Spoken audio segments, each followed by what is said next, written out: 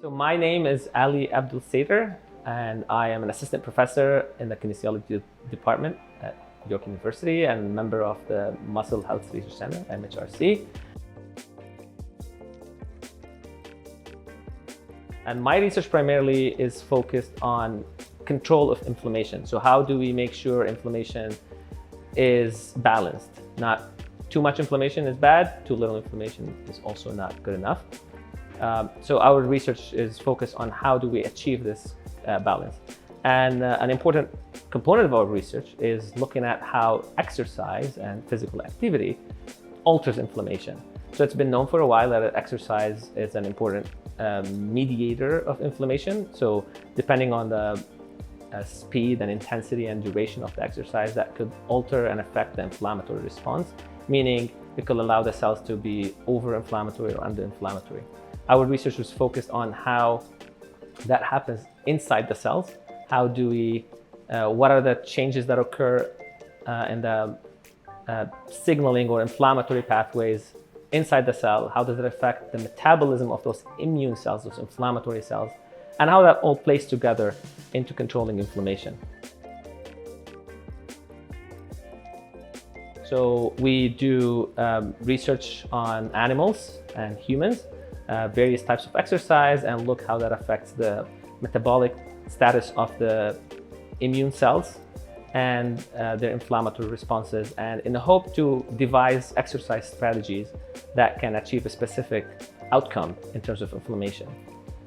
And in our techniques, we use a lot of molecular techniques, so looking at changes in those signaling pathways at the molecular level.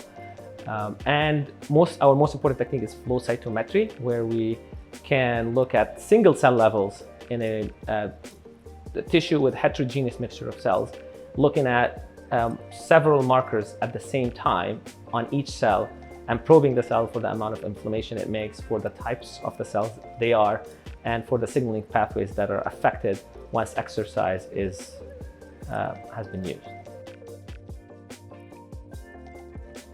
And the MHRC offers a really important platform for collaborations with other members in the research unit who are interested in muscle physiology. For example, we collaborate with Chris Perry on how autoimmune muscle disease is affected, and we collaborate in both our areas of expertise on how inflammation in the muscle drives this autoimmune phenotype, and how that crosstalk between inflammatory cells and muscle cells occur, and how that drives the progression of the disease.